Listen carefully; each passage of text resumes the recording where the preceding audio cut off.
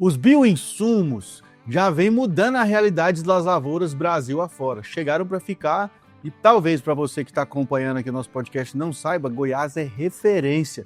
Por quê? Porque aqui nós temos o CBio, que é o Centro de Excelência em Bioinsumos, que aí une a pesquisa científica com a extensão técnica, levando informação para o produtor rural que está lá na ponta. Então no episódio de hoje, vamos aí abordar sobre esse assunto com quem realmente entende do assunto e quem domina. Vem com a gente!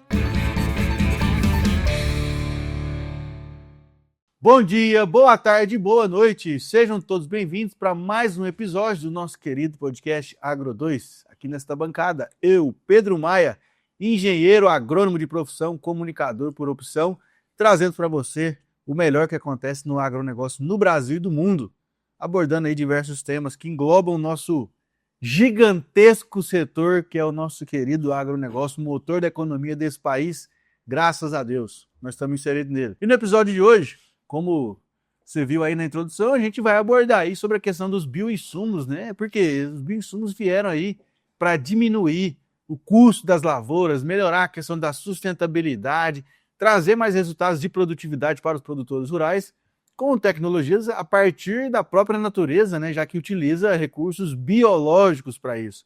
Mas olha só, nosso convidado hoje, ele é engenheiro agrônomo formado pela Federal de Paraíba, importado para cá, com mestrado e doutorado em entomologia pela Federal de Viçosa. Hoje ele é professor do Instituto Federal Goiano desde 2010, onde também atuou como gerente de pesquisa lá no campus de Urutaí por 8 anos. Possui ampla experiência em gestão acadêmica, pós-graduação, pesquisa aplicada, iniciação científica e intercâmbio internacional. Olha, é uma máquina. Ele é orientador nos programas de pós-graduação em proteção de plantas e olericultura do IF Goiano, nos níveis de mestrado e doutorado profissional. Atuou como professor visitante no Canadá e assessorou o Ministério da Educação na implantação de políticas públicas na capacitação internacional. Atualmente, ele é CEO do Centro de Excelência em Bioinsumos, o CBio, vinculado ao Programa Estadual de Bioinsumos de Goiás. Chega para cá, nosso convidado, o Dr. Alexandre Igor. Obrigado, Pedro. Você tá bom? Tudo bem, tudo jóia. Satisfação receber você aqui na nossa bancada aqui. Ele já acompanha o podcast há um tempo, já notou que o cenário tá diferente. Bom demais. E aí, como é que tá a correria? Tá tudo bem, Pedro. É uma satisfação muito grande estar aqui contigo, né, e fazer parte desse podcast tão assistido e tão celebrado pelos agentes diretos e indiretos do agro. E a correria tá grande, mas atendendo o chamado que foi feito, a gente, com muita honra, tá aqui junto contigo aqui nessa ocasião. Pô, cara, obrigado. Fico feliz aí por você ter conseguido espaço na sua agenda aí. Mas faz uma introdução aí, Alexandre, para a gente entender quem é o Alexandre, das suas palavras, né? Porque a gente viu um currículo aqui fantástico, né? Gigantesco, mas eu quero saber quem é o Alexandre mesmo. Joia, Pedro, bom demais. Obrigado pela oportunidade. Então, há 15 anos, né, eu sou servidor público, professor no Instituto Federal Goiano, em Urutaí. E antes de Urutaí, eu tinha feito a pós-graduação em Viçosa. E antes disso, tinha morado, né, e feito a graduação, logicamente, na Universidade Federal da Paraíba, no campus de Areia. Que é onde você é nascido. Eu sou de Campina Grande, na Paraíba. Campina Grande. Tenho família em João Pessoa e no Recife, então é nesse miolo, né, que é a minha criação, minha origem. E uma questão curiosa que, inclusive, eu como pai de 3 crianças, eu preconizo bastante a formação de recursos humanos para sair da zona de conforto. Perfeito. Hoje em dia se sabe, né, Pedro, se divulga bastante sobre isso. A gente só cresce quando a gente está relativamente fora da nossa zona de conforto e próximo à zona de crescimento. Então, meus pais, né, Alvino e Maria Evane, eles sempre estimularam isso, né? Uma família de 4 filhos homens, todos saíram, né, do berço familiar.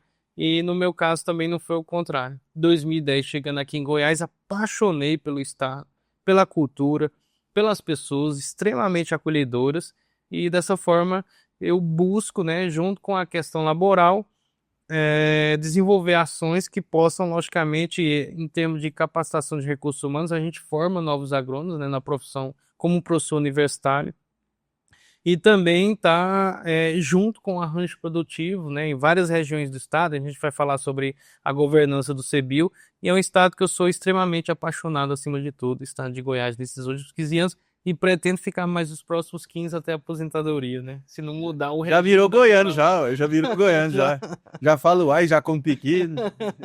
Você sabe que eu sou um goiano falsificado, né? Porque eu sou nascido e criado aqui em Goiás, em Goiânia. Uhum. Mas eu não gosto de piqui, você acredita? Sério, cara? Nunca dei conta. Uhum. Você gosta, né? Eu gosto. Ô, Alexandre, mas me conta uma coisa, né? Então, assim, Goiás é referência na questão dos bioinsumos, né? Foi um dos primeiros estados que mais investiu, né? Sim. No uso do bioinsumo. E o que é o bioinsumo para quem está acompanhando a gente? Tá, Pedro, então o bioinsumo, como uma pergunta básica, né? A premissa básica tem vários conceitos que definem o que são bioinsumos. Alguns mais oficiais e uns menos ou extras oficiais, né? No caso do conceito mais oficial, o que a gente busca e preconiza, prioriza, é o conceito do Ministério da Agricultura, né? Do MAPA, que nada mais é do que são compostos diretos ou indiretos provenientes de vegetais e animais / micro-organismos que têm várias finalidades, como nutrição de plantas, como remineralizadores de minerais indisponíveis previamente no solo para as plantas, indutores de resistência vegetal, seja para estresse biótico e abiótico, e também promotores de crescimento.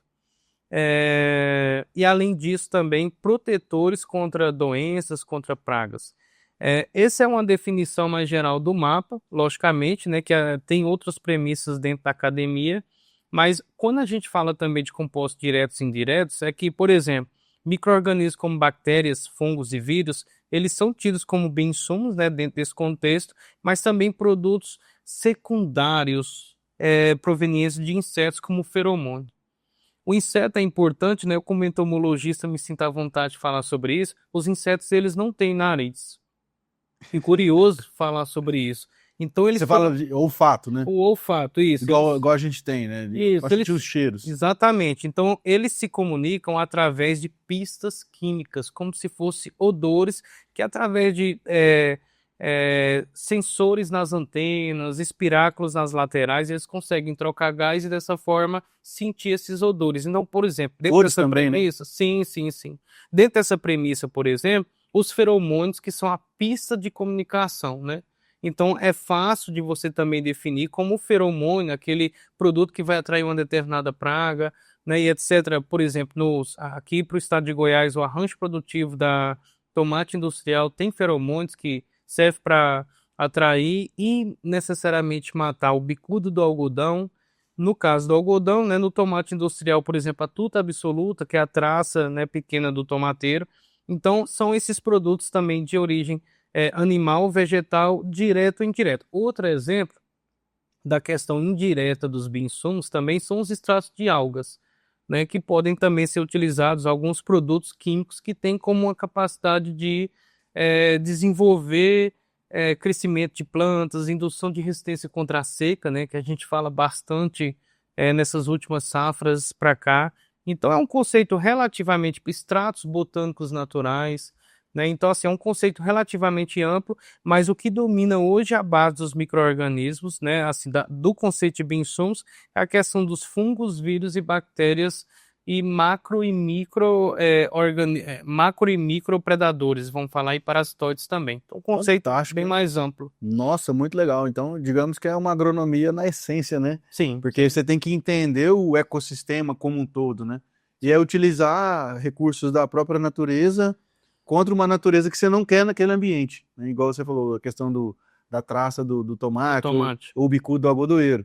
Então, em vez de eu ir lá e utilizar uma molécula química, eu vou lá e utilizo, por exemplo, um predador natural, que seja uma bactéria ou um vírus, que vai acometer aquela traça e vai neutralizar ela de maneira natural, né? Sim, verdade. Então, com isso, eu trago mais saúde, né? Mais sustentabilidade. Né? Sim, mais saúde, mais sustentabilidade. Você usa a premissa da natureza por si só, né? Porque a gente tem a questão das cadeias alimentares, né? Sempre tem, se fala, né, no meio acadêmico, que para todo predador é preso ao mesmo tempo, né? Então, assim, é difícil a gente ver, por exemplo, animais que são topo de cadeia, que não tem predadores.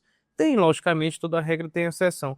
Mas todo micro-organismo... Tirando o leão na selva, né? Isso, tirando o leão na selva, a baleia assassina, a orca, né, no mar, por exemplo. E a vaca na horta, né? E a vaca na horta, no pé de alface, por exemplo, daí não é problema, né?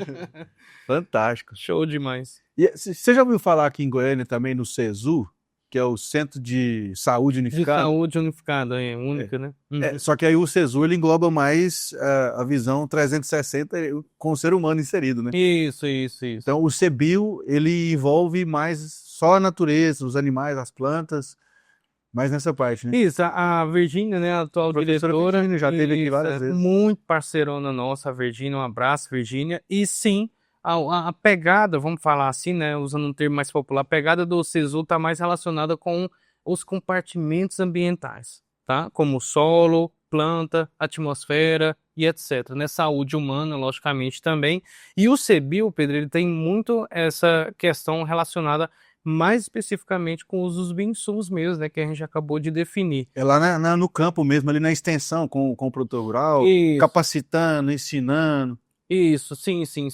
A gente tem desenvolvido um pacote sociotecnológico que é a inovação frugal. Esse termo é relativamente ainda pouco explorado na sociedade como um todo.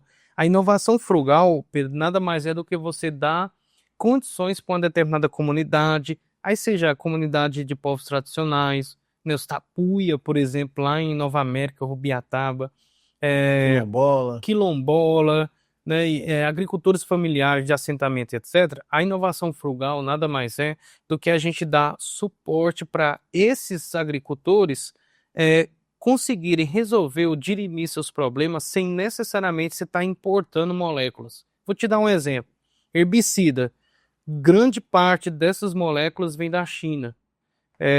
Fungicidas, boa parte vem da França. Inseticidas vem dos Estados Unidos. Então, a ideia da inovação frugal, para essa questão mais social, nada mais é do que a gente, através da CEBIO Academy, que é uma plataforma, um portfólio de ações de cursos de curta, média duração. Online? Isso, online. Legal.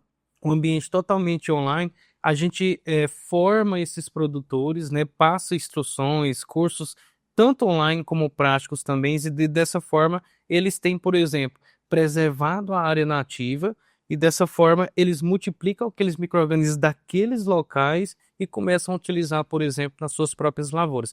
Isso preconizado e permitido pela Lei 15070, que é a Lei Federal dos Bioinsumos, que foi promulgada no ano passado. Tá? Isso aí, traduzindo, o vulgo EM, né? Os micro-organismos eficientes. E, logicamente, há um processo, né, de seleção deles e em função mais em caráter visual, né? Você separa ali o que é que tem multiplicado em maior abundância. E é importante também frisar que esses micro-organismos eficientes, eles são morfoculturais. Morfoculturais. Traduz para nós. Isso é uma definição que da academia para a prática, né? Porque a gente está falando sobre essa questão de pesquisa de laboratório até o campo. E isso significa que pensa numa premissa que, por exemplo, uma lavoura que se tem utilizado muito herbicida por muito tempo. A gente tem, por exemplo, tricoderma, que é um fungo, né, que tem ação espetacular contra vários patógenos. Então, você imagina que você prospectar um fungo desse em várias e várias safras, das quais teve muita carga de herbicida e ele ainda está lá resistente, vivo, latente, né, e gerando resultados. Então, assim, esse é um tipo de micro-organismo morfocultural que significa que ele está extremamente adaptado àquele local. Então, por exemplo, na região de Piracanjuba, a gente pode pegar um tricograma específico e utilizar na lavoura, né? Na região nordeste do estado de Goiás, por exemplo, Campos Belos, Posse, Cavalcante, a gente pode ter também outra cepa de tricoderma tão resistente quanto. No sudoeste goiano, a região que você conhece muito bem, né? Rio Verde, Jataí, Mineiros, grande expressão de produção de soja, de grãos, logicamente, no estado. E se usa também muita carga de produto químico. Então, assim, o tricoderma selecionada, ou a bactéria selecionada de lá, ela vai ter uma resistência absurdamente maior do que uma que você importa para lá, sabe? Então, assim, essa questão dos micro-organismos que têm adaptação morfoculturais, eles têm essa característica, sabe? Então, por exemplo, eu não necessariamente preciso comprar, eu como produtor não sou, né? Mas eu como produtor, não necessariamente eu preciso comprar uma cepa de tricoderma ou outros micro-organismos de longe, ou até mesmo importar. Haja visto que 70 a 80% dos biológicos ou os bioinsumos que a gente usa são nacionais, tá? A gente não tem tanta importação de bioinsumos, mas eles podem fazer assim ter uma grande valia como promotor de crescimento, indutor de resistência, antagonista de doença na própria lavoura ali, sabe, preservando a área nativa, sabe, usando técnicas que hoje se fala muito do conceito de agricultura regenerativa, né, reduzindo mais o uso de químico, cobertura, plantio na palhada e etc, né? Então, Pedro, só um micro-organismo eficiente é um capítulo muito interessante, sabe? E Uhum. muito valioso aí para o manejo sustentável na lavoura. Na horta, no mundo da horta, a gente usa telha e um pouquinho de arroz, sem sal, sem nada. Aí a gente envolve Isso. numa telinha, né? Ou então naquele saco de ráfia mesmo. Uhum. E põe lá enterrado. Enterrado não, mas a gente põe ele lá meio acobertadozinho na Isso. serrapilheira ali, né? Serrapilheira e tal. E deixa lá uns 7 dias. Isso. Aí quando volta, tá tudo colorido lá. Ó. É. Aí a gente volta, põe no meio de cultura, né? Por exemplo, uma garapa de cana de açúcar Isso. e deixa esse trem fermentando lá e depois multiplica. É verdade, é verdade. Então tem essa premissa. Vou te dar outro exemplo também que a gente observa na andança, né, desses últimos 3 anos. Só complementando, né? Que para não perder a linha de raciocínio. Aí isso forma uma cauda e essa cauda a gente pulveriza na horta, a gente pulveriza no solo, na ração da galinha, cura tudo, moço. Uhum. Mal olhada, espinhela caída, tudo quanto é trem ruim, catiriça, tira do corpo. É verdade. Então, Pedro, tem o case, né, da questão dos benefícios dos micro-organismos eficientes barra espécie de micro-organismos adaptados ao ambiente, que é o território Calunga, mais de 200 mil hectares de área, um dos maiores do 200 Brasil. mil hectares? Sim, sim. Caramba, Um dos maiores do Brasil, está localizado entre Cavalcante, chapada ali dos... isso, dos Veadeiros, Dos mas para cá, Veadeiros. Cavalcante, Monte Alegre, Bera um pouco Campos Belos, do qual a gente tem uma unidade no IF Goiano.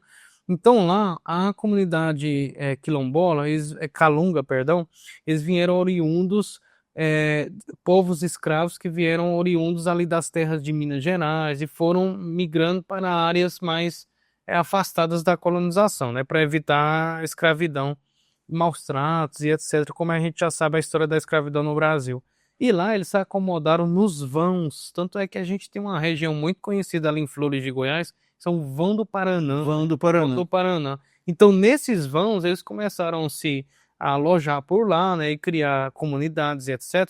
E essas áreas têm uma preservação absurda em termos de biodiversidade, porque muitas das vezes eles não utilizam produtos tecnológicos, né, como irrigação, fertilização, inseticida, herbicida, fungicida e etc.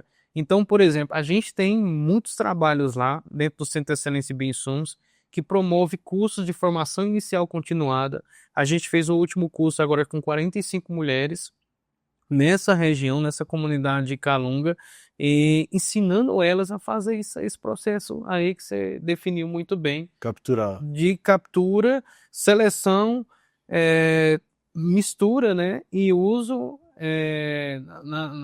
nas produções deles agrícolas. E porque assim, mas aí já passando isso por um uso, digamos, mais industrial, né, professor?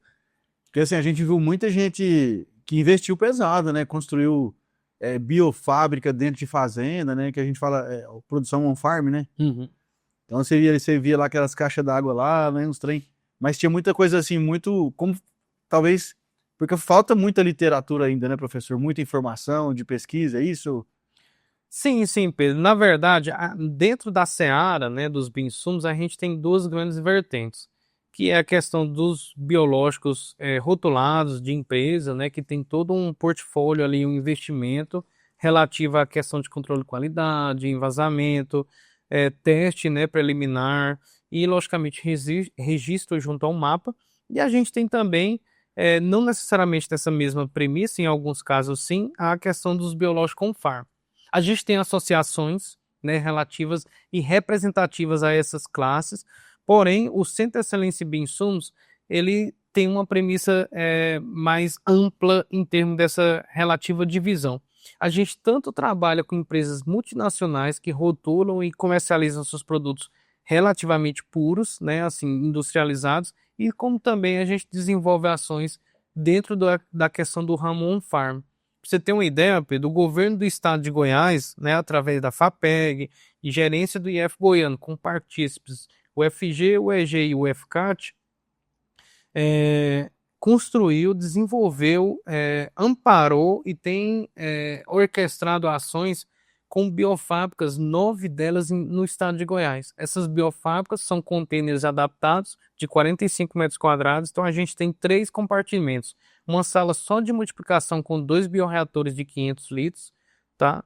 E a gente tem uma antessala e recebimento de amostras com um corredor que liga essa sala de multiplicação até uma sala de análise de controle de qualidade. Isso há 2 anos atrás, antes da lei ser promulgada. Então, dentro do organizacional do CBio, a gente já previa que essa questão de controle de qualidade ia ser uma premissa que deveria ser respeitada em termos jurídicos. Então, esse é um portfólio exclusivo, tá? Governos do estado do Paraná, do Mato Grosso, do Espírito Santo já fizeram visita até nós, né, intermediado pela SEAPA, a Secretaria de Agricultura aqui do governo do estado de Goiás, em prol deles entenderem como é essa governança. Então, muitas das vezes, algumas empresas, por exemplo, Pedro, você vai usar o nosso on-farm, eu te dou em comodato uma sala de multiplicação, que é um container de multiplicação. A gente foi mais além, a gente desenvolveu também essa estrutura de análise e controle de qualidade, com todos os aparatos técnicos, científicos, laboratoriais envolvidos, e daí dá suporte para a gente, por exemplo, te falar que você pode, em 2 bioreatores de 500 litros, multiplicar tanto bactéria como fungo. A gente está para sair uma nota técnica, inclusive, sobre isso, né? 2 pós-doc do CBio que desenvolveram essa ação, a Daniela e a Daiane, desenvolveram essa ação lá em Campos Belos, lá no Nordeste goiano, e a gente, através de um extrato pirolenhoso mais concentrado, a gente conseguiu, em termos verticais, contaminação no chão, a meia altura e no teto da biofábrica, né? Que na verdade a unidade de produção de bioinsumos, que a gente não comercializa, a gente conseguiu atender essa premissa científica. A gente consegue multiplicar bactéria e fungo no mesmo ambiente sem ocorrer contaminação cruzada, através dessa questão de você fazer um ajuste ali, uma adaptação, e a gente tem 9 dessas unidades de produção rodando bioinsumos e multiplicando fungos e bactérias em todo o estado de Goiás. Entendi. Caramba, hein, professor? Que legal, hein? Quanta coisa. E aí, uma pergunta. Então, aí hoje você toca o CBio, certo? Sim. Aí, como é que é a estrutura do CBio? De onde que vem o dinheiro que banca o CBio? Quais são os braços, né, que o CBio tem?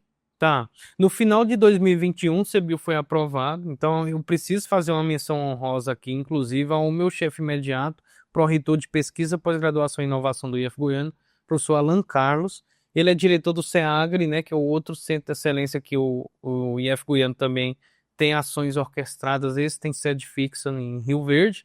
Então, no final ao apagar das luzes de 2021, o CBio foi promulgado, né, foi aprovado o macroprojeto. Macroprojeto é importante também salientar que é diferente daqueles projetos que a gente aprova do CNPq na CAPES de 1 ano. Então, o macroprojeto, eles são muito relativos à política pública, tá? Então, a gente tem de 5 a 10 anos para executar ações dentro desses projetos, e a gente recebeu um recurso do governo do estado de Goiás de 20 milhões, 6 milhões em bolsa e 12 milhões para executar 6 milhões em bolsa, né, e 14 milhões para executar ações de aquisição de materiais permanentes, laboratoriais, essas biofábricas e etc. Isso, 20 milhões, 16 e 4, e dessa forma a gente foi orquestrando essa organização em termos de execução em várias regiões do estado de Goiás. Hoje, para você ter uma ideia, se a gente somar a população dos municípios que o CBio faz parte em Goiás, a gente tem mais de 2 milhões de possivelmente, né, virtualmente, pessoas atendidas, que logicamente essa conta se refere à população urbana ou rural. tá? É a população do Mato Grosso do Sul. É metade do estado, praticamente, né? Acho que Goiás tem 5 milhões e pouco. Sim, que é alguma coisa, né? Em termos de territorialidade, somando também os municípios dos quais o CBio faz parte, e tem atividades e ações diretas relacionadas, a gente é do tamanho do estado de Alagoas ou do Sergipe ou do DF. Tá? Então, assim, essa organização, o IF Goiano, ele tem orquestrado ações, porque a gente tem essa questão de territorialidade, né? A gente tem unidades no Nordeste goiano, no Sudoeste, no Sudeste, no Sul, né? Na região central, no Vale do São Patrício, no Oeste, em Porá, por exemplo.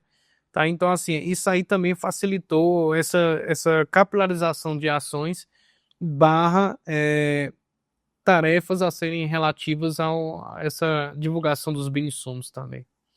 Caramba, que legal, hein? Muita coisa. Ô, professor, e aí agora, o que que você enxerga como sendo os próximos passos do CBio? Quais são as metas de 2026? 2026 é um ano desafiador, Pedro, em termos assim da gente estabelecer os passos em termos de amplitude além do estado de Goiás. Porque assim, é muito importante também salientar que o que a gente faz de bom precisa ser, logicamente, salientado, né, divulgado e multiplicado. Né, a gente tem, por exemplo, eu te falo, para responder mais diretamente essa pergunta, a gente tem dois grandes gargalos na área de bioinsumos, que é a questão de controle de qualidade, né, assim, um marco de você regulamentar essa questão de controle de qualidade, evitar contaminação, tanto das amostras agrotécnicas, como também para a contaminação do ser humano, né? Então, assim, você não vai querer comer nenhum produto de origem vegetal que tenha uma bactéria, algum micro-organismo vai infligir na sua saúde. Então, é a questão de controle de qualidade. Eu te falei um pouco dos produtos de um portfólio de controle de qualidade que a gente tem realizado no CBio, e também a questão de capacitação de recursos humanos. São dois grandes gargalos que em 2026 a gente vai entrar com toda a força, acumulando experiência, e a gente tem curso, né, como um curso de especialização de 390 horas, 18 meses, aula prática e teórica, e o melhor, de graça. Tá? Então, esse curso de especialização, que tem mais de 400 alunos envolvidos em 2 turmas, 70% das 27 unidades federativas fazem esse curso de especialização em bioinsumos com a gente. E é tão curioso, Pedro, relatar essa questão, nesse foco em 2026, porque recursos humanos, pessoas é que geram resultados. Pessoas é que transformam a realidade do agro de toda forma. Então, assim, muitas das vezes, esses cursos que são cobrados, né, em outras instituições, etc., a gente, além de oferecer de forma gratuita, com aula teórica e prática também, uma vez por semestre, a gente reúne a turma e faz as aulas práticas, a gente também tem levado conhecimento até as pessoas que buscam essa capacitação, e o melhor, como eu te falei, as empresas agregadas, né, na atmosfera, no radar do CBio, a gente já tem contato direto com a RH e elas próprias procuram, né? Ó, a gente precisa desse perfil, desse profissional aqui. Então, assim, de toda forma, a gente ajuda também a dinamizar empregos, né? E de toda forma, a renda, através do laboral dessas pessoas selecionadas, em termos de capacitação de recursos humanos. Perfeito, moçada. E, professor, quem quiser mais informações, quem quiser entender como que o CBio pode ajudar a propriedade rural de quem está assistindo, ou a cidade, ou o município, como é que funciona? É uma parceria público-privada? Atende a pessoa física? Ou tem que fazer através de algum órgão? Como é que funciona? Boa, Pedro, excelente questão. Nós, como unidade acadêmica, né, como institutos federais, nós temos, e junto, logicamente, ao UFG, o EG e o UFCAT também são parceiros nossos, nós temos alguns protocolos em termos de parceria. Vou te dar um exemplo. A Fundação Bahia nos procurou para resolver a questão do algodão doce, né, estão sediados lá no oeste da Bahia, em Luiz Eduardo Magalhães. O algodão doce é oriundo da fumagina da mosca branca. Então a gente tem uma solução biológica, um micro-organismo que serve como uma ação detergente, que limpa aqui dali e não dá o deságio na venda, no caso do algodão, commodity essa que representa 70% que é produzido de algodão é exportado. Você sabe disso, e já em outros conteúdos que você já gerou aqui de forma excelente, você já frisou sobre essa questão. Mas, por exemplo, nesse caso, né, então houve a demanda para uma solução de um problema e o IF Goiano tem uma unidade da Embrapi. E essa unidade está muito linkada com essa questão de inovação, de processo, de produto e etc. Então, geralmente, senta-se a uma mesa, né, o interessado a resolver um problema, junto com um especialista do IF Goiano e representantes da Embrapi.